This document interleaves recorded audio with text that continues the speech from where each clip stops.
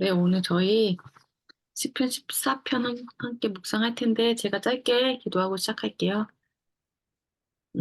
하나님 오늘 또 시편 14편 함께 묵상할 텐데 하나님 이 시간 저희가 예수님께 집중할 수 있는 마음 허락해 주시고 각자 또 말씀을 나눌 때 풍성한 나눔이 있게 해주시기를 기도합니다. 예수님의 이름으로 기도드렸습니다. 네. 아멘. 네, 오늘 시인의 역성으로 함께 묵상할 텐데 시편 14편이고 제목이 경건한 자 대 실천적 무신론자. 어리석은 자는 하나님이 없다 하도다. 이게 제목이고요. 135페이지를 보성이, 시연이 저 이런 순서로 한 페이지씩 읽을게요.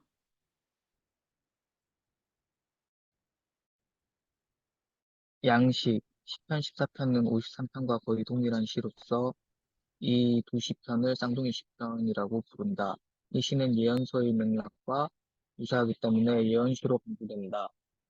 구조 1에서 4절 어리석은 자들에 대한 고발, 5에서 6절 어리석은 자들에게 임할 심판, 7절 이스라엘의 구원을 위한 강구.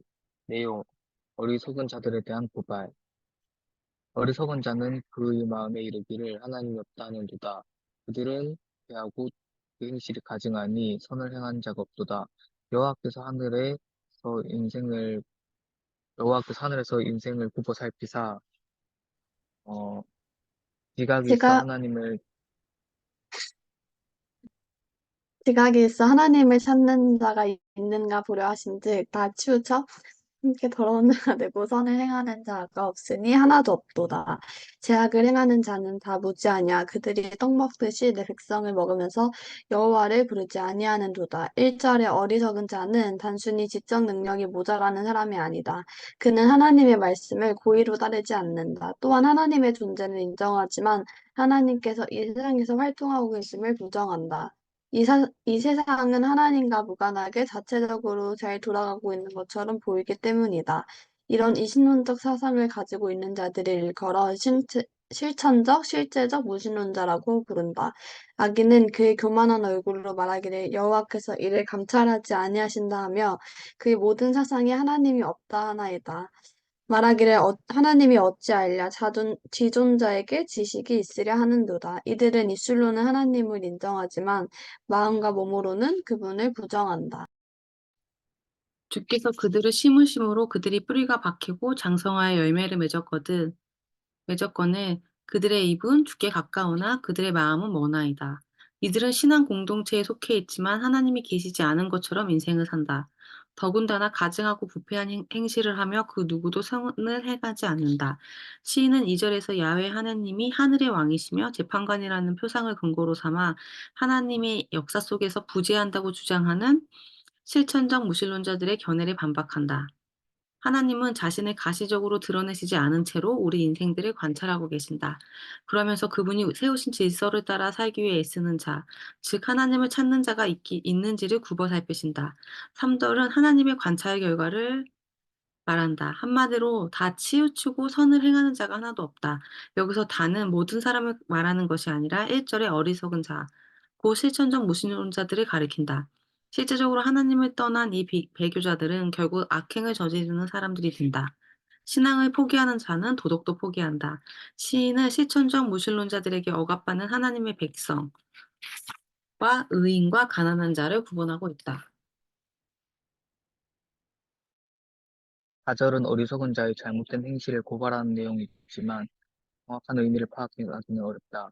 우리말 개역 개정 성경에서 그들이 떡 먹듯이 내 백성을 먹으면서로 번역된 이 본문은 히브리어 원문에 맞춰 직역하면 내 백성을 먹는 자들이 여호와의 떡을 먹으면서이다. 죄악을 일삼는 자들은 하나님의 백성을 함부로 대한다. 그들은 야훼가 주시는 떡, 곧 하나 여호와의 떡만 달랑 취하고는 그 떡을 주신 야훼를 찾지도 않고 그분께 감사하지도 않는다.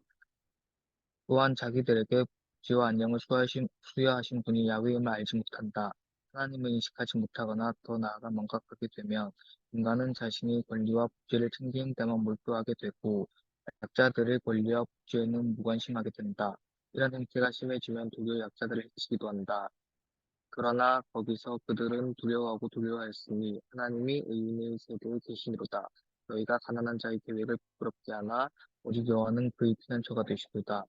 이는 실천적 무신론자들이 거기서 두려워한다고 말한다. 여기서 언급된 거기서는 그들이 가난한 의인들을 억압하는 바로 그 순간과 그 장소를 의미한다. 하나님은 가난한 자가 위협받고 억압받는 장소에 반드시 개입하신다. 여러 해 후에 애굽 왕은 죽었고 이스라엘 자손은 고된 노동으로 말미암아 탄식하며 부르짖으니 그 고된 노동으로 말미암아 부르짖는 소리가 하나님께 상달된지라. 하나님이 그들의 고통 소리를 들으시고 하나님이 아브라함과 이삭과 야곱에게 세운 그의 언약을 기억하사 하나님이 이스라엘 자손을 돌보셨고 하나님이 그들을 기억하셨더라. 하나님은 무고한 약자들의 편이시기 때문이다.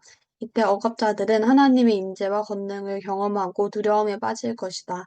가난한 자는 한동안 좌절을 맛볼 수는 있지만 야훼께서 가난한 자들의 피난처가 되어 주시기 때문에 그 억울함은 곧 신원될 것이다. 3번 이스라엘의 구원을 위한 간구. 이스라엘의 구원이 시온에서 나오기를 원하도다. 여호와께서 그의 백성을 포로된 곳에 돌이키실 때에 야곱이 즐거워하고 이스라엘이 기뻐하리로다. 시인은 7절에서 하나님이 임재하시는 시온으로부터 야훼의 구원이 임하여 이스라엘의 운명이 회복되기를 간구한다. 하나님이 그의 백성을 포로된 곳에서 돌이키실 때라는 말은 하나님이 개입하셔서 그분의 백성의 운명을 바꾸실 때라는 일반적인 의미로 이해될 수 있다. 4. 메시지. 이 시는 창궐하는 악의 세력, 실천적 무신론자에 직면한 가난한 의인을 격려하고 있다. 하나님이 부재하신 것처럼 보이는 세상 속에서도 그분의 임재를 확신하고 사는 것이 지혜로운 삶이다. 하나님은 이 세상에서 강한 자들로부터 억압받는 약하고 가난하지만 신실한 이들, 경건한 가난한 자들, 가난한 의인과 함께 하신다. 왜냐하면 하나님은 가난한 자의 피난처가 되어 주시는 분이기 때문이다. 네, 이렇게 저희 같이 읽어봤고 한 5분 정도 시인 영성이랑 시편 14편 각자 묵상하고 어, 시연이, 다연이, 보성이 이 순서로 나눠볼게요.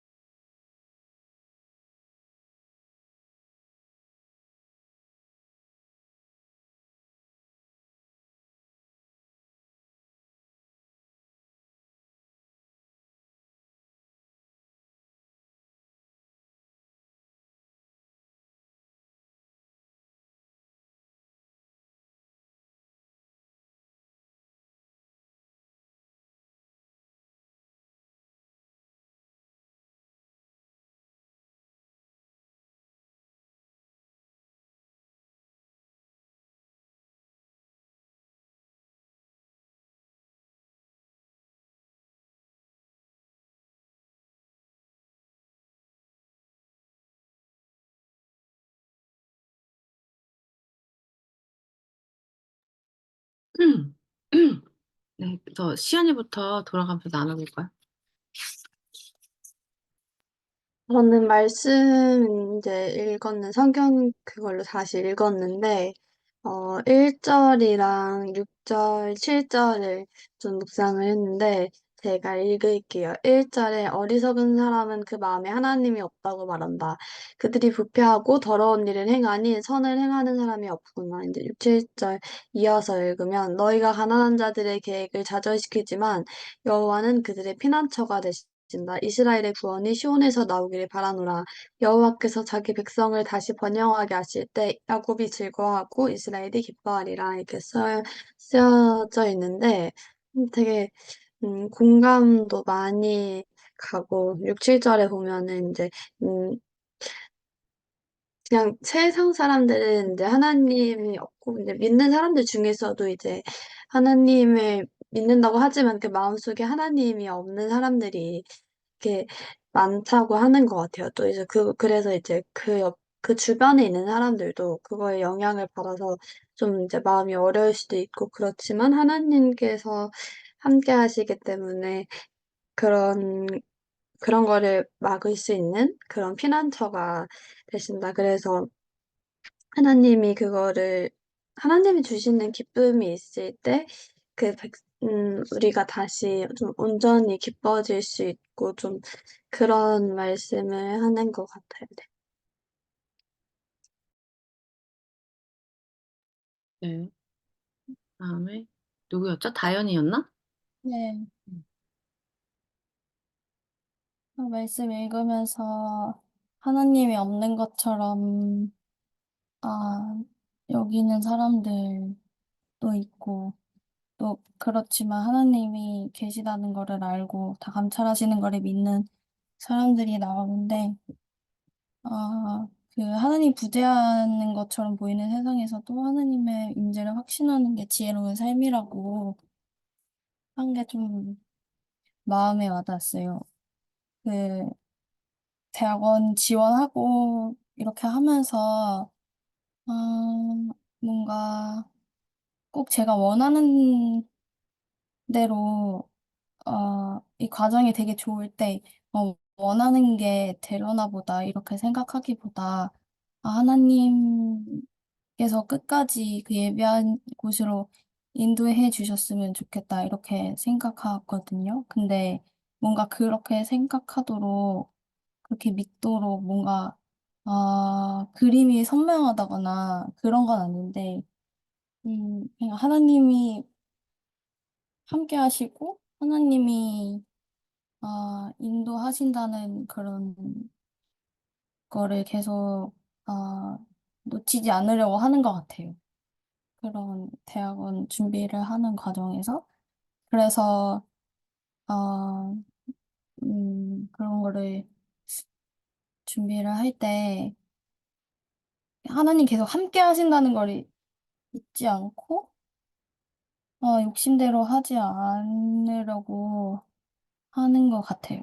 그럴 때 뭔가 제가 생각했을 때에 뭔가 세상에서 이길 수 있는 방법으로 한다기보다 그냥 할 수 있는 거는 하면서 음, 그 할 수 있는 걸 넘어서 하려고 하지는 않으려고 하는 것 같아요. 근데 그런 것들이 어려울 때도 있고 그런데 그게 마음에 갈등이 생기고 고민이 있을 때마다 뭔가 계속 이게 성경적인가? 어떻게 생각하는 게 성경적이지? 그리고 하나님이 뭘 기뻐하실까? 이렇게 하면은 뭔가 고민이었던 게 해결될 때도 있지만 되게 고민 자체가 좀 되게 좀 고민이 아니게 되는 그런 것들도 있는 것 같고 그래서 지금은 어떤 결과가 난 건 아니지만, 아, 네, 이렇게 있으면서 제가 할 거를 하고 이럴 때 하나님이 꼭 그 승리하게 하시고, 그 여기에 말씀에 좀 마지막쯤에 백성을 포로된 곳에서 돌이키실 때에 야곱이 즐거워하고 이스라엘이 기뻐하리로다. 이거 시연이가 읽어준 그거 들었을 때 그 버전도 되게 좋더라고요. 그래서 그렇게 하실 그 약속을 좀 기대하면서 하는 것 같아요.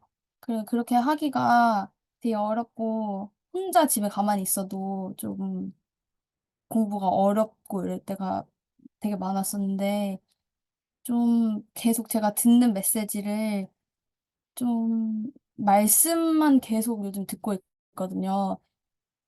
그런 막 즐겨 보던 그런 막 유튜브나 이런 거를 안 본 지가 좀 됐는데 그렇게 하다 보니까 뭔가 세상이 주는 메시지랑 이런 것보다 좀 더 하나님께 집중된 마음으로 계속 할 수 있는 것 같아요.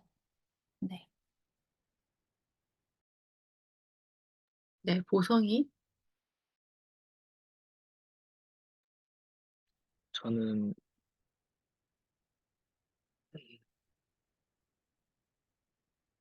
오늘 이게 이신론이라는 말이 나오는데 이제 이신론이라는 게 음, 원래 이제 어, 이게 중세 때 뭔가 종교적인 어떤 생각들이 많이 있다가 그다음에 근대의 이성 중심적인 그런 사회 분위기로 넘어오면서 중간에 나타났던 신을 신을 믿는다고 말을 하면서도 사실은 신이 우리가 생각하는 인격신이 아니고 그냥 자연 법칙과 다름없다 이렇게 주장하는 그런,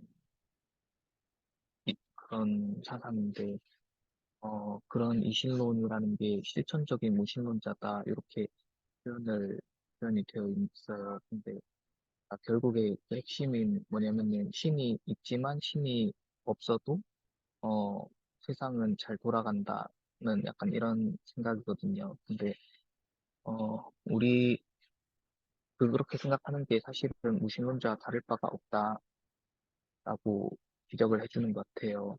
제가 제 삶에 좀 적용을 해보자면은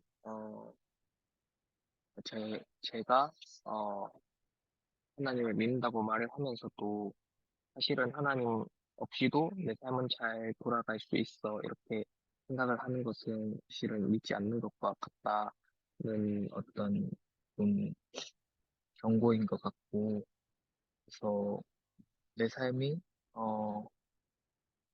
하나님과 함께 해야지만 제대로 돌아갈 수 있다는 그런 믿음이 함께하는 바탕이 된 기도를 드려야지, 어, 더 신앙적으로 더 성숙하는 길인 것 같아요. 그래서 음, 단순히 어, 하나님을 믿는다고 하고 그냥 내 삶의 문제들은 내가 해결하려고 하고 이런 태도는 사실은 그것이 믿지 않는 것과 다를 바가 없고 내 삶의 문제를 해결하기 위해서 하나님께 믿음을 가지고 기도를 드려야 한다 그런 생각이 들었습니다. 네, 저도 짧게 나누면 저는 10편, 2편 여기 설명한 게 137페이지 나오는데 이 부분이 좋았는데 여호와께서 하늘에서 인생을 굽어 살피사 지각이 있어 하나님을 찾는 자가 있는가 보려 하신즉 이거에 대해서 147페이지 설명이 나오는데 하나님은 자신을 가시적으로 드러내지 않은 채로 우리 인생들을 관찰하고 계신다. 그러면서 그분이 세운 질서를 따라 살기 위해 애쓰는 자, 하나님을 찾는 자가 있는지를 굽어 살피신다.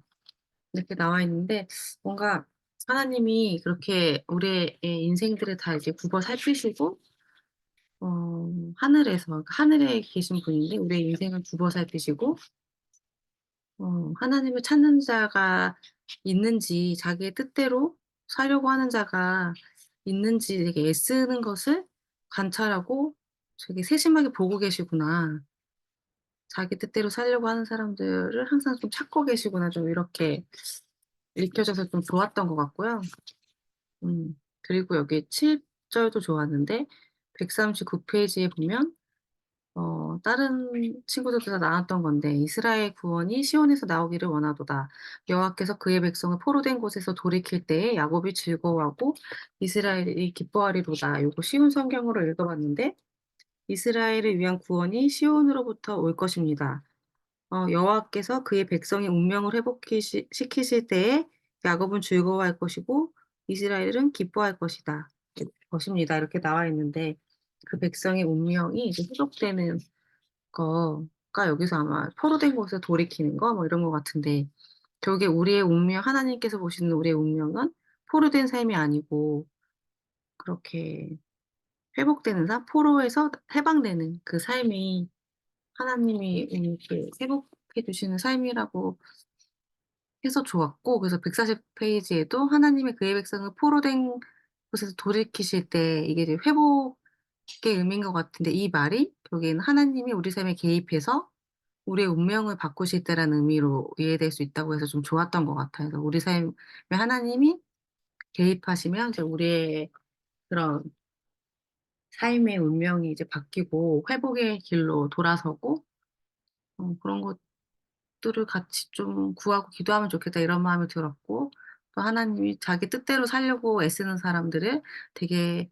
찾고 계시는구나 뭐 이런 거 그러니까 2절, 7절이 저는 좋았던 것 같아요. 그래서 10편, 14편이 이렇게 짧아서 같이 나눠봤는데 또 추가적으로 나누고 건 함께 좀 2, 3분 정도 생각해보고 같이 기도했으면 좋겠는 것들 돌아가면서 또 시연이 다행히 보성이 순서대로 나누면 될 것 같아요.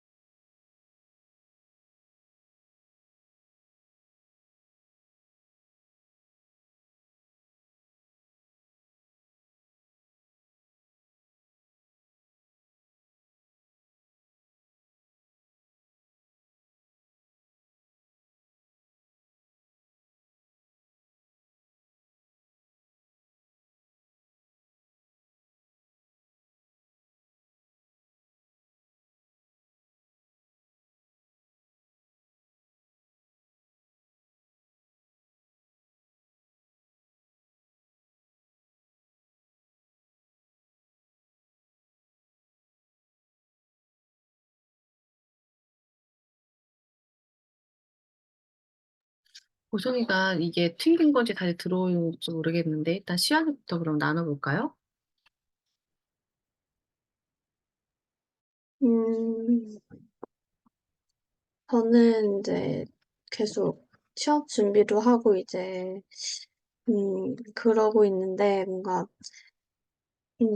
좀 불안한 마음이 좀 있는 것 같아요. 그리고 좀 이제 다른 거에서도 제가 다른 거 동아리를 또 하고 있는데 거기서 약간 리더 같은 그런 역할을 하고 있어서 그게 좀 이제 버거울 때도 있고 그래서 저는 좀 이렇게 불안하거나 하는 게 좀 평상시에 이렇게 좀 많이 찾아오는 것 같아서 근데 그거를 이제 기도를 하거나 뭐 말씀을 읽거나 하면은 항상 좀 그때보다는 지금보다는 좀 나은 그런 상황이 돼서 네. 제가 그거에 대해서 하나님한테 기도할 때 좀 신뢰를 가지고서 기도를 할 수 있었으면 좋겠습니다. 네.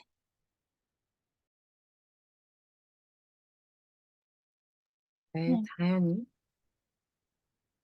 저는 제가 스스로 약하다고 생각이 들고 이럴 때, 그리고 뭐, 뭔가 원하는 뭐, 결과라든지 대학원 이런 거 준비할 때 지식이 부족하고 이렇다고 생각될 때 인간적으로 증명하거나 뭔가 그런 마음이 들지 않고 하나님께로 피하는 여기서 나오는 그런 사람? 그런 가난한 사람이 될 수 있으면 좋겠다. 네, 그런 생각이 들었습니다.